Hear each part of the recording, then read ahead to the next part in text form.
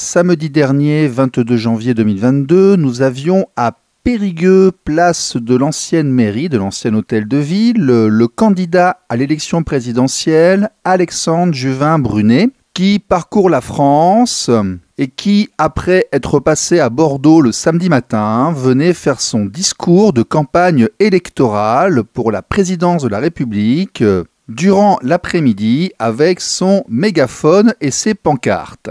Il nous a ensuite très gentiment consacré un entretien privilégié et exclusif qui a été très gentiment hébergé par le commerçant au fil des saisons dans le patio, au fond, avec son équipe, ainsi que quelques-uns des partisans et des badauds qui étaient venus écouter son discours. Voici donc en exclusivité le programme économique, le programme social, les raisons de la candidature à la présidence de la République de monsieur Alexandre Juvin-Brunet, que l'on peut retrouver sur le site alexandre-juving avec un G-brunet-2022.fr. Eh bien, je suis très heureux d'être aujourd'hui dans les rues de France et ici à Périgueux.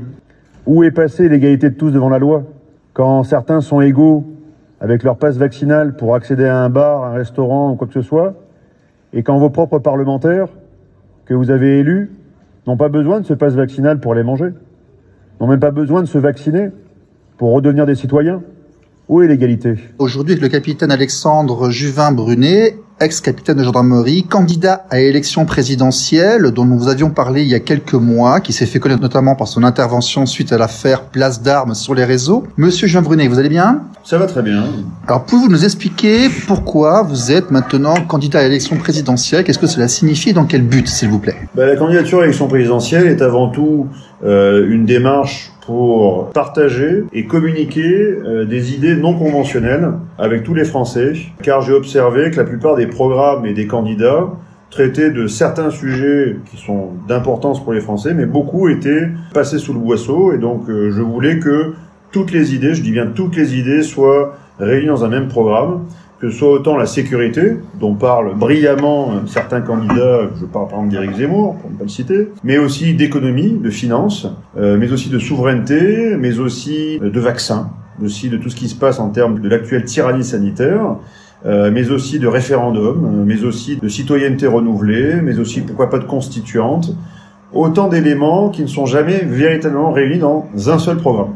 Et donc on les a tous réunis, on les a tous réfléchis, et maintenant on fait le tour de France pour rencontrer les Français, et qu'ils puissent voir que derrière le programme et derrière un homme, il y a aussi des convictions, il y a aussi une existence, il y a aussi une démarche personnelle. Donc 85 étapes, je crois, 85 villes, ça se passe bien, vous êtes bien reçu? Alors je suis très bien reçu, il y a des foules hystériques, comprises parfois entre 5 à 10 personnes, je sais pas, jusqu'à 50 personnes, donc c'est l'hystérie collective. Non, vous êtes humble, on vous a vu tenir des mégaphones à Toulon et devant le Sénat avec quand même plusieurs milliers de personnes. Oui, alors ça, ce sont les manifestations, effectivement, qui ont très très bien marché sur Toulon, parce qu'il y avait une colère légitime de tous les Français. Donc je n'ai fait que l'accompagner et essayer de la structurer, de l'organiser pour qu'elle puisse être pérenne. C'est ma simple mission. Le reste, après, on a monté aussi les comités de salut du peuple, qui permettent d'avoir en fait une dorsale d'organisation pour tous les citoyens qui veulent se réunir et agir véritablement, c'est-à-dire manifester, oui, bloquer, pourquoi pas, mettre des actions, on va dire, de pression affectueuse sur les parlementaires également, mais la démarche présidentielle est une démarche aussi pour les urnes, parce que je pense que la clé, la solution à toute la crise que l'on vit actuellement, qui est une crise très forte, ne sous-estimez pas la force de cette crise, eh bien la clé sera soit les urnes, soit la rue. Mais ce n'est pas à moi de choisir, c'est le peuple français qui va choisir dans sa conscience collective, et soit ce sera la rue qui apportera la solution et débarrassera un petit peu le plancher de toutes les personnes qui ont parasité l'appareil d'État et l'ont retourné contre les intérêts du peuple français, soit ce seront les urnes, et là les Français, dans leur grande sagesse aussi, iront dans les urnes régler le problème, et ils se débarrasseront de ce que je peux appeler les agents du système, qui sont simplement là pour, encore une fois, parasiter nos richesses, parasiter notre vitalité pour leur intérêt privé, alors que seuls les candidats doivent uniquement, je dis bien uniquement, défendre l'intérêt publique et pas autre chose. Oui, parce que vous avez un discours pacificateur. Je me souviens notamment au mois d'août, en plein milieu de la révolte populaire, vous disiez qu'il justement il ne fallait pas transgresser les lignes rouges, qu'il fallait rester pacifiste et éviter les débordements. C'est une parole que vous tenez toujours, que vous portez toujours? Je tiens toujours, mais que manifestement Emmanuel Macron n'a pas entendu, parce que lui, la ligne rouge, il l'a traversée un paquet de fois, en hystérisant le débat, en ringardisant les Français, En les insultant. Et maintenant en établissant une politique de ségrégation de fait. Voilà, nous ne sommes pas l'Afrique du Sud, nous sommes la France. Donc la France, c'est le pays de la liberté absolue.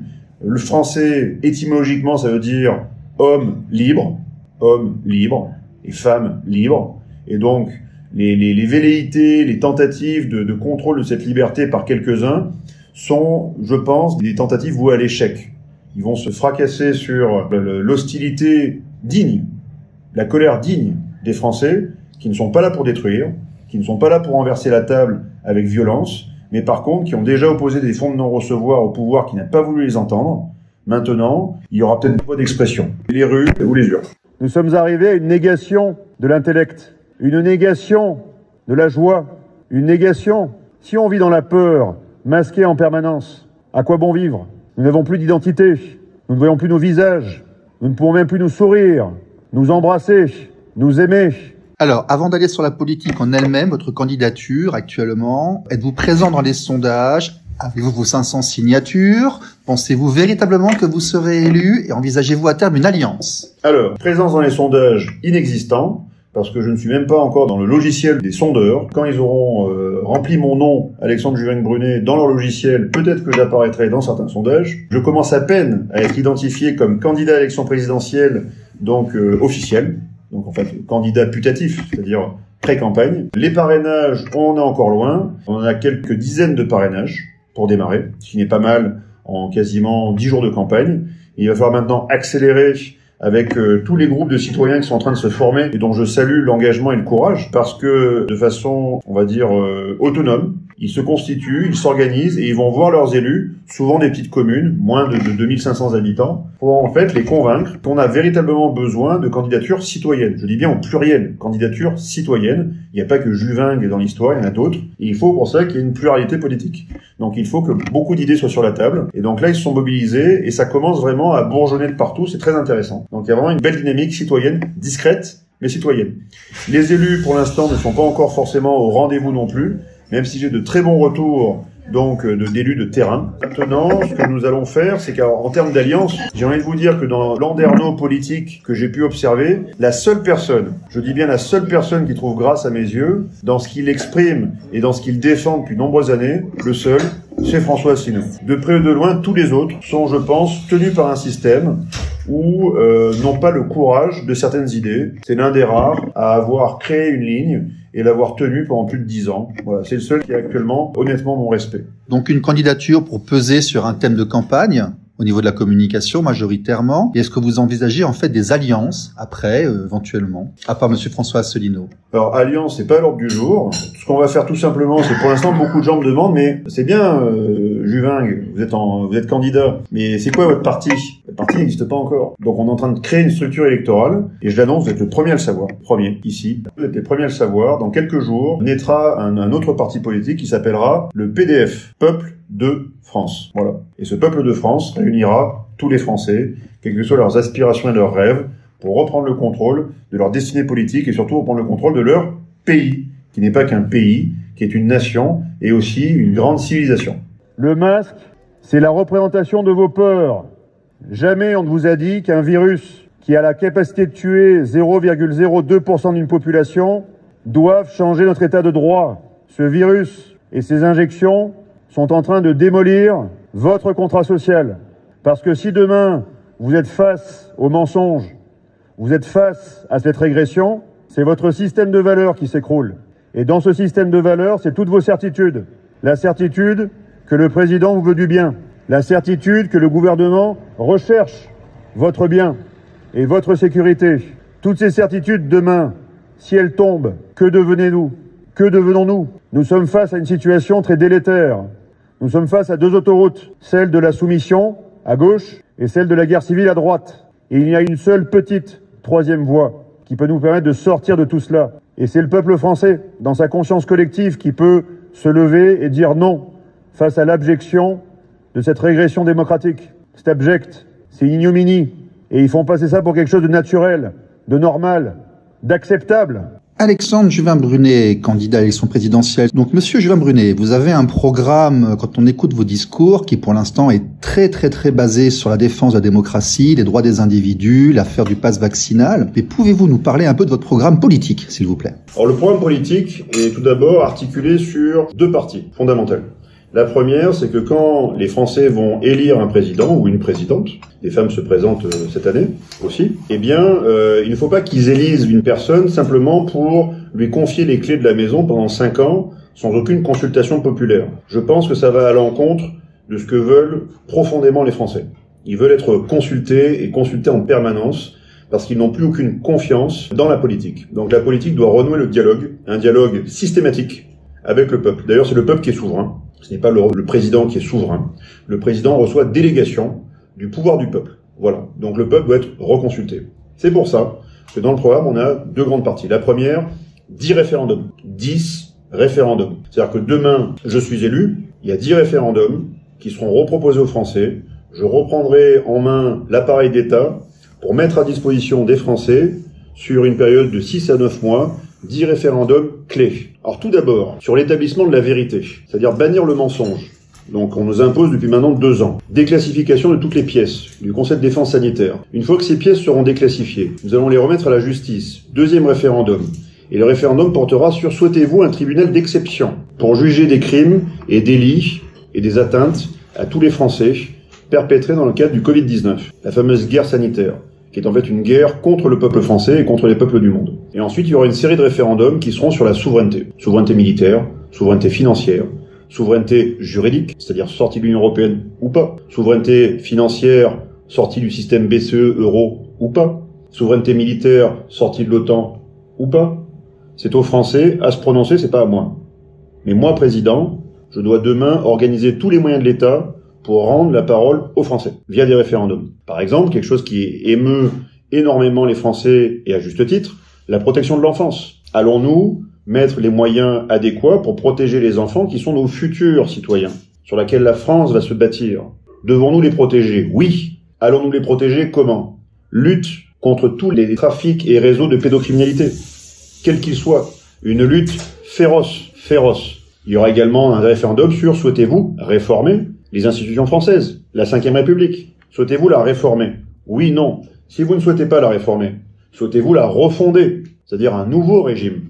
On vient à un processus de constituante, 10 référendums. Et après ces 10 référendums, vous avez encore 85 points de programme qui parlent de tous les points de société, on va dire, pas mineurs, mais moins importants que des points, des flexions sociétaux qui nécessitent un référendum. Voilà. Donc c'est des points de programme, comme par exemple, à quel niveau souhaitez-vous le salaire minimum? Nous, on l'a proposé à 1 900 € net. Pourquoi? En baissant les charges sociales, comme d'autres candidats, ou uniquement en montant le minimum imposé? Alors on va monter le minimum imposé pour créer vraiment un choc sur le mérite. Vous augmentez le coût. Ah, attendez, c'est pas fini. D'accord. On augmente d'abord le salaire minimum, primo. Pourquoi? Parce que quand vous touchez 1 200 balles pour vous lever tous les matins pour aller bosser, alors que certains ne bossent pas et touchent 900 balles, les 300 € d'écart ne sont pas une motivation suffisante. D'autant plus qu'avec 1 200 €, on ne peut plus vivre. On peut plus se loger, on peut plus se nourrir, on peut plus se chauffer, et on peut plus apporter de divertissement à nos enfants. Donc ça, c'est pas possible. Donc il faut au moins 1 000 € d'écart entre les minima sociaux qui existent et un salaire minimum. Il faut 1 000 € minimum. Par contre, le coût, il y a les salariés du public et les salariés du privé. Les salariés du public, j'ai envie de vous dire, c'est l'État qui va s'en charger. Par contre, les salariés du privé, c'est les entrepreneurs qui doivent payer ça. Moi, je suis un ancien entrepreneur. Je vais pas demander demain à ce qu'il y ait 1 900 € net, d'accord, minimum, donc 3 800 € chargés, voire 4 000 € chargés. Donc en fait, on va réconcilier les entrepreneurs avec les salariés du privé. Comment? 0 charge. Par contre, le dispositif 0 charge va être abondé par une taxe sur les transactions financières et fiduciaires, à beaucoup plus haut niveau. Là où il y a les vraies sommes d'argent en transit, là où il y a les grosses fortunes c'est cette... Vous allez vous faire des amis. Ah ben je vais me faire plein de potes, mais je vais me faire plein de potes pas au niveau quoi. Je vais me faire plein de potes chez les travailleurs. Et ça me va. Donc en fait, vous allez charger le capital, les revenus boursiers, les grosses transactions financières, et vous allez libérer les TPE-PME. Vous savez, transactions financières, on va les charger à 1,8 voire 2%. C'est pas mortel. C'est pas mortel, mais les sommes sont tellement considérables que ça va totalement financer ce système. C'est-à-dire qu'il y aura plus de charges, il y aura zéro charge. Vous avez une base économique effectivement qui est aussi libérale et portée sur les indépendants, les TPE, les PME, les entrepreneurs. J'ai envie de vous dire, le libéralisme s'appuie sur la liberté. Non, mais je comprends. Et donc il faut rendre cette liberté à tout le monde. Étymologique du mot libéral, pas le sens politique. Tout à fait. Exactement, le libéralisme politique. Bien sûr. Donc il faut rendre cette liberté à tout le monde, ceux qui bossent, mais aussi ceux qui emploient et qui créent de la valeur. Et moi, je suis le premier à créer de la valeur aussi dans mon entreprise. Bien sûr. Voilà. Et donc je comprends tout à fait quel est leur problème. Ce qui se joue aujourd'hui comme dans les prochaines semaines et prochains mois n'est ni plus ni moins que la fin de la démocratie. La fin. À partir de là, vous serez en tyrannie. Douce, gentille, affectueuse, mais une tyrannie. Puis une dictature. Et à partir de là, s'ils ont réussi à vous déchoir de votre nationalité, ils pourront vous déchoir de votre propriété. Donc tous les droits fondamentaux vont tomber. La citoyenneté et la propriété. Et à partir de là, vous serez à la main complète, vous serez les esclaves d'un système technocratique qui sert des intérêts oligarchiques et financiers. Votre seul moyen de vous en sortir, c'est de réveiller votre âme de citoyen, de vous réunir. Et en vous réunissant aujourd'hui, vous pouvez dire non. Vous pouvez dire non à l'état d'esclave économique et financier, technologique, à l'état de servitude dans laquelle nous mettent tous. Vous pouvez dire non à tout cela. Mais les citoyens français doivent se réveiller. Si vous ne vous accrochez pas à ce statut de citoyen maintenant que vous ne le défendez pas, c'est déjà programmé, vous serez demain des consommateurs, uniquement. Et en tant que consommateurs, votre sort sera joué. Vous serez les esclaves de ce système. Seule une nation réunie avec ses citoyens et une cité forte, avec un État à son service, pourra faire plier les oligarchies financières et industrielles. C'est la seule solution. Si vous ne vous réunissez pas aujourd'hui, demain ce sera la fin.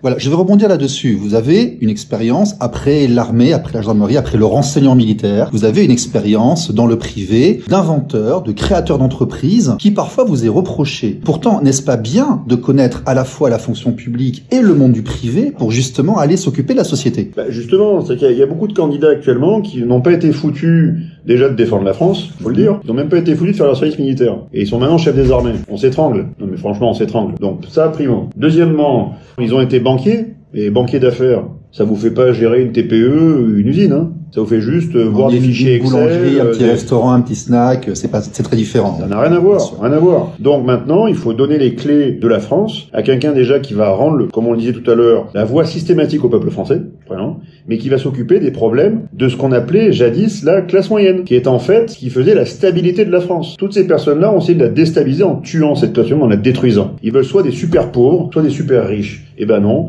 la France est un État-nation et qui va aussi promouvoir la classe moyenne, qui fait sa stabilité politique. Et si on a une stabilité politique, ça permet d'avoir la démocratie. Et donc en tant que chef d'entreprise aussi, ça m'a été reproché d'avoir été inventeur, mais je sais maintenant comment fonctionnent les brevets. Je sais pourquoi dans la course mondiale, la France est tellement en retard dans la course aux brevets. Je sais comment y remédier. Je sais par exemple pourquoi tellement d'inventeurs et donc de chefs d'entreprise s'en vont à l'étranger. Je sais que par-delà 50 à 100 000 euros, par exemple, d'investissement pour les soutenir, alors qu'il faudrait 200 000, 300 000, 500 000 ou plus, ce qu'on appelle la vallée de la mort. Dans l'entreprise, on appelle ça la Death Valley, la vallée de la mort. Entre 100 000 et 1 million d'euros, vous ne trouvez rien pour vous financer. Ou même, vous êtes indépendant, vous gonflez, vous voulez prendre un bureau avec 3 personnes, la marche est tellement haute que vous ne la passez pas. Que vous ne la passez jamais. Et donc, en fait, il faut aider donc les chefs d'entreprise. Il va y avoir un statut de l'entrepreneur qui va être créé. Et je dis bien de l'entrepreneur, pas de l'auto-entrepreneur, de l'entrepreneur. Parce qu'actuellement, un entrepreneur qui monte une SAS, par exemple, il est président de sa SAS et il est travailleur non salarié, comme il y en a des milliers en France qui ne touchent même pas 1 euro de salaire. Et ça, faut le dire à monsieur Mélenchon. Beaucoup de chefs d'entreprise ne touchent pas 1 euro de salaire partout en France. Eh bien, une fois qu'il a plié sa boîte, si demain elle était redressée ou voire liquidée, il n'a même pas droit au chômage. Ouais, oui. Un petit patron, ce n'est pas un grand patron, c'est quelqu'un du peuple. Il faut sortir de cette dichotomie entre l'ouvrier et le patron, parce que quand on dirige un restaurant, une PME ou une société, on est d'accord, très bien. Donc c'est pour ça. Ok, d'accord. Donc au niveau économique, économique, effectivement, maintenant, on vous situe beaucoup mieux. Dernière question, M. Brunet, puis on va s'arrêter ici pour aujourd'hui, pour cette émission-ci. Vous avez des mots extrêmement durs par rapport au gouvernement. Vous parlez de tribunal d'exception. Oui. Vous avez pris la parole, notamment lorsqu'il y a eu une certaine révolte des généraux et de l'armée. On sait que vous êtes proche par vos antériorités de l'armée et autres. Pensez-vous que nous avons un problème d'influence étrangère en France? Pensez-vous que nous avons un problème de perdition de l'État? Nos institutions sont-elles en danger? Qu'est-ce que vous en pensez, vous? Alors, c'est même plus un problème d'influence, c'est un problème d'ingérence. On a bien connu quand j'étais au service de renseignement. Nous étions un service de CI, c'est-à-dire de contre-ingérence. On luttait contre les ingérences étrangères. Donc la question ne se posait plus, on était en train de lutter contre. Qui sont quotidiennes, systématiques, ça existe depuis la nuit des temps. Ça existait même sous Louis XVI, où il y a eu des espions anglais qui sont venus donc fomenter la révolution en 89. Il y avait déjà de l'espionnage à l'époque. Il y avait des tentatives de déstabilisation, d'ingérence, de subversion, ce qu'on appelle la subversion et le sabotage. Et bien actuellement, nous sommes face à une entreprise de subversion et de sabotage des intérêts français, tout simplement pour nous transformer non plus en civilisation et encore moins en nation, mais en simple région commerciale. Eh bien, je dis non à toutes ces velléités qui consistent simplement à détruire notre indépendance. Nous allons reprendre notre indépendance à tout point de vue et nous allons rebâtir ce pays autour de son peuple. Voilà. Un peuple, un État-nation qui le sert, le service du public à tout niveau.